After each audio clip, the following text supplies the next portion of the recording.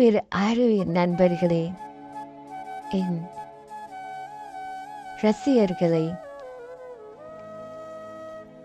மனித வாழ்வில் காதல் அற்புதமான உணர்வு என்று ஒரு சிறு தலைப்பில் உங்களுக்காக ஒரு சிறிய ஒரு கதை. மனித வாழ்வில் காதல் அற்புதமான உணர்வு. வாழ்வின் கடைசி நிமிடம் வரை அதை அனுபவிக்க வேண்டும். எல்லாமே இயந்திரமயமாக மாறிவிட்டது. தற்கால சூழலில் காதலும் கூட மாற்றுவதற்கு உட்பட்டு விட்டதுதான் வருத்தமான விஷயம். திரைப்படங்களில் இடம்பெறுவது போல கண்டதும் காதல், பரஸ்பர புரிதலுக்கு முன்பே திருமணம், தாலிக்கயிற்றில் தடவப்பட்ட மஞ்சளில் ஈரம் காய்வதற்குள் விவாகரத்து என்பதாக இன்றைய தலைமுறைக்கு இத்தனை சீக்கிரம் காதல் தாக்கத் தொடங்கிவிட்டது. ஏன் என்னாச்சு இவர்களுக்கு? உண்மையில் கவலை அளிக்கின்றது இவர்களின் வேகம். இளம் தம்பதிக்கும் நாளைய தம்பதிகளான இன்றைய யுவதிகளுக்கும் காதல் பற்றி சொல்ல வேண்டிய விஷயங்கள் ஏராளம் உண்டு. ஆண்கள் பெண்களை புரிந்து கொள்ள பழகுங்கள், பெண்கள் ஆண்களை புரிந்து கொள்ள முயலுங்கள் என்பதே என் முதல் கோரிக்கை. ஆண் பெண் இருவரும் இணைந்து இயைந்து வாழ்வதே இயல்பான இயற்கையான வாழ்க்கை முறை. இது இருபாலருக்கும் தெரிந்த ஒன்றே. ஆயினும் ஒருவருக்கொருவர் ஒத்துப்போகாமல் நீதிமன்றத்தில் என்று நிரம்பி வருகின்றதே விவாகரத்து விரும்புகின்றவர்களின் கூட்டம். எனில் எங்கே தவறு? எங்கோ தவறு. அவற்றையெல்லாம் அலசி ஆராய்ந்து காலம் முழுக்க கசக்காத காதலுடன் வாழ்க்கையை இனியதாக்கிக் கொள்ளும் வழிகளை இந்த நூலின் மூலமாக உங்களுடன் பகிரப் போகின்றேன். பிரச்சனை இருக்கின்ற ஜோடிகளுக்கு கண்களை திறக்கும் இந்த தொடர் மற்றவர்களுக்கு காதலை கூட்டும்.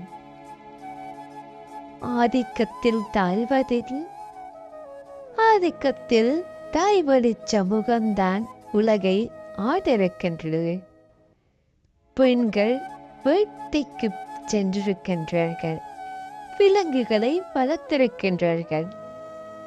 அடுத்த கட்டமாக பயிர்களை பயிரிட்டு உணவுகளை பெருக்கி எதிர்கால உணவு தேவைக்கு உத்தரவாதம் தந்திருக்கின்றார்கள்.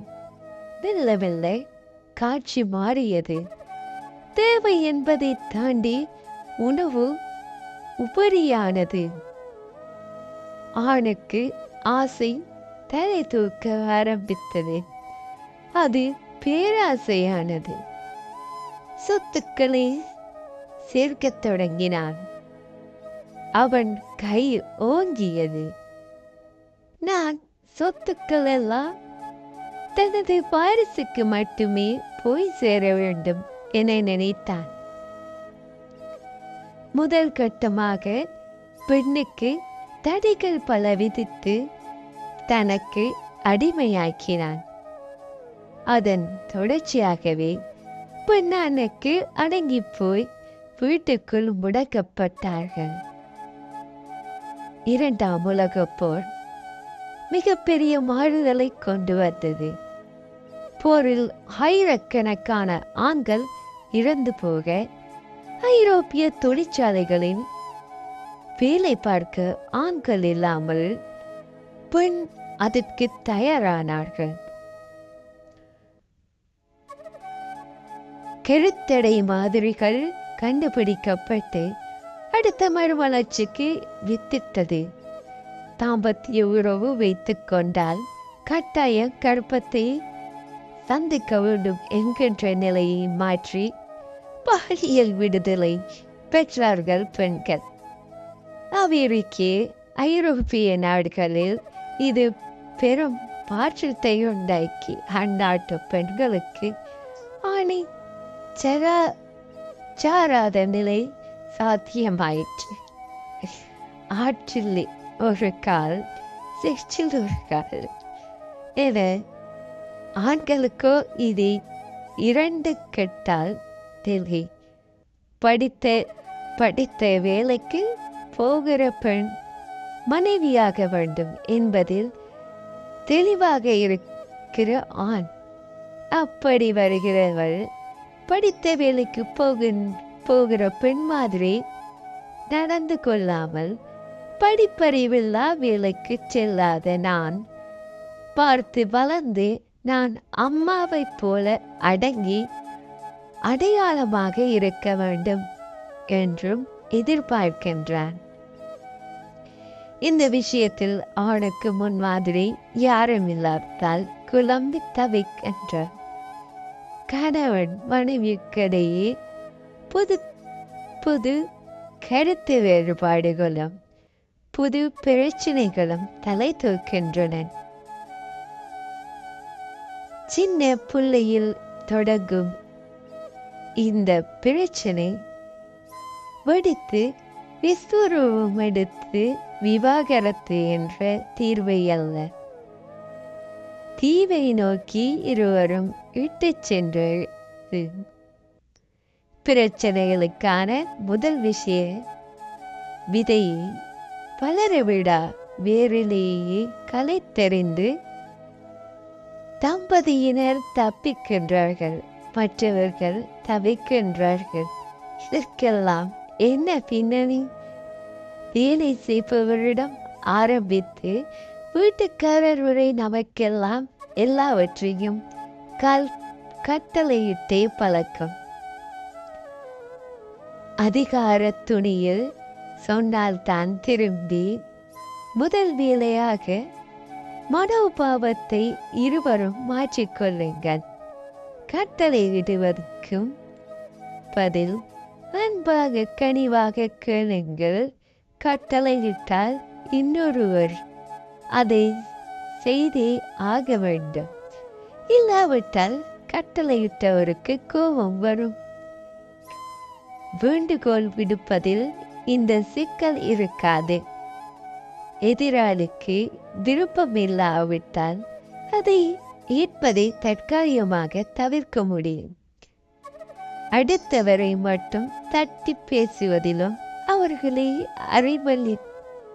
அறிவிலிக்குள்ளாக வெளிப்படுத்துவதிலும் பலருக்கு ஏதோ ஒரு சுகம். கல்யாணமாகி எத்தனை வருஷமாச்சு, இன்னும் சாம்பார் வைக்க தெரியல என்று கத்துகிற கணவருக்கும் சாம்பாரில் என்னென்ன சேர்க்க வேண்டும் என்று கூட தெரிந்திருக்காது.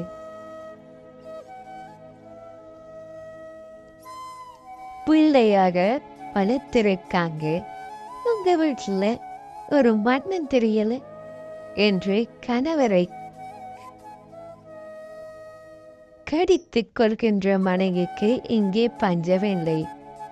தமக்கு தெரிகிறதோ இல்லையோ, வாழ்க்கை துணைக்கு சரியாக தெரியாத அந்த விஷயத்தை மிக மிக அநாகரிகமாக பிளவாரியாக விமர்சனம் செய்கின்ற மனப்பான்மை போன்ற ஆபத்தான விஷயம் வேறு இல்லை. முதல் 2 விஷயங்களை சரி செய்யாவிட்டால் அதை நமக்கே தெரியாமல் கோபம் என்கின்ற அடுத்த கட்டத்துக்கு கொண்டு போகும். தகாத வார்த்தைகளால் திட்டுவது அநாகரிகமான பேச்சு. அடிப்பது என இது எப்படி வேண்டுமானாலும் வெளிப்படும். விரட்டுவது என்பது நம் மக்களுக்கு மிக பிடித்த தேசிய விளையாட்டு. நான் யார் தெரியுமா என்று பெருட்டி பார்ப்பதில் ஒரு அற்புத சந்தோஷம். இந்த மிரட்டல் மனோபாவம் கணவன் மனையில் மட்டுமன்றி குழந்தைகளிடம் வெளிப்படுத்துவது கூட தவறுதான். மிரட்டினால்தான் திருந்துவார்கள், பயம் இருக்கும் என்ற சுய சமாதானங்கள் தேவையில்லை அடி. கல்யாணம் முடித்து கையோடு தன் சுதந்திரம் எல்லாம் போச்சு என புலம்புகின்ற எத்தனையோ பேரை பார்க்கின்றோம். கல்யாணத்துக்கு முன்வரை ஊர் சுற்றுவதே, கண்ட நேரத்துக்கு வீட்டுக்கு வருது என இருவரும் எப்படி வேண்டுமானாலும் இருந்திருக்கலாம். திருமணத்துக்கு பிறகு கணவன் மனைவி இருவர் 2 பேருக்கு ஒத்துழைத்து போகின்ற ஒரு வாழ்க்கை முறைக்கு தயாரத்தான் வேண்டும். உன் வீடு என் வீடு என்கின்ற பிரிவினைகள் தேவையில்லை. வாழ்க்கை துணையில் பிறந்த வீட்டை தனியே வைப்பதும், தன் பிறந்த வீட்டை சொந்தங்களுடன் உறவாடுவதும் வாழுவதும், இருவருக்கும் இரு வீட்டாரின் மேலே அன்பு அக்கறை இருக்க வேண்டும். காதலிக்கும் போது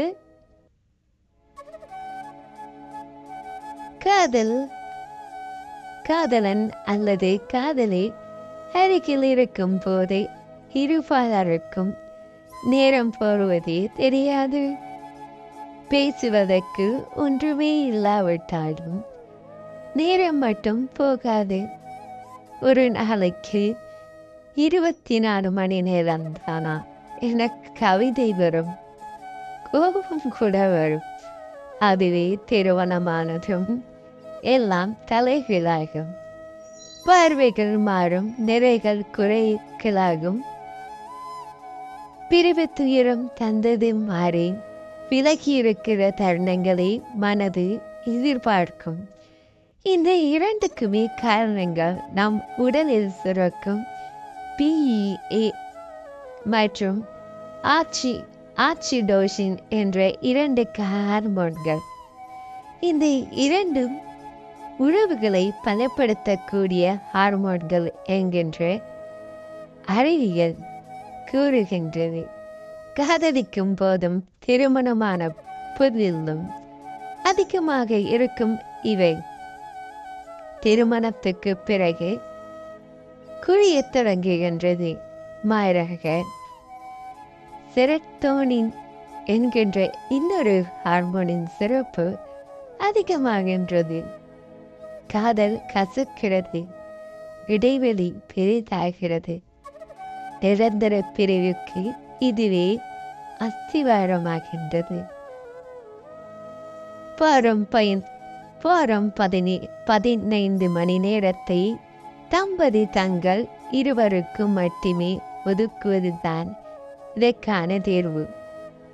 இந்த 15 மணி நேரத்தில் வேலை, டிவி, செல்போன், இன்டர்நெட், கேம்ஸ், பொழுதுபோக்குகள் இவ்வளவு ஏன் குழந்தைக்கு கூட அனுமதி இல்லை.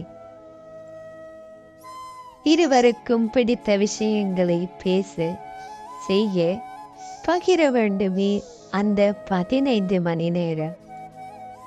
நெருக்கத்துக்கு காரணமாக ஹார்மோன்களை குறையாமல் காக்கவும் இதுதான் ஒரே வழி. கடைசியாக நேர்மை கணவனுக்கு தெரியாமல் மனைவியோ, மனைவிக்கு தெரியாமல் கணவனோ எந்த ரகசியத்தையும் வைத்திருக்க கூடாது. எதையும் செய்யவும் கூடாது. எங்கே இருக்கிறோம், யாருடன் இருக்கின்றோம் என்பதை தெரிந்து கொள்ளும் உரிமையை வாழ்க்கை துணைக்கு கொடுக்க வேண்டும். தன் மீதான அடிப்படை நம்பிக்கையை துணைக்கு ஆரம்பத்திலேயே உறுதியளித்ததோடு அதை பின்பற்றவும் வேண்டும். துணைக்கு தெரியாத இருட்டு பகுதி எந்த காலத்திலும் வேண்டவே வேண்டாமட. காதலிக்கும் போது திருமணமான புதிலும் திகட்ட கிடைத்த இந்த இனிமையான அனுபவங்கள் வாழ்க்கை முழுக்க தக்க வைத்துக் கொள்ளலாம். அதற்கு கணவன் மனைவி இரு தரப்பினரும் படிக்க வேண்டிய பல பாடங்களில் நிறைய உள்ளது. என்ன படிக்க தயாரா? வாங்க மேலும் படிக்க போவோம்.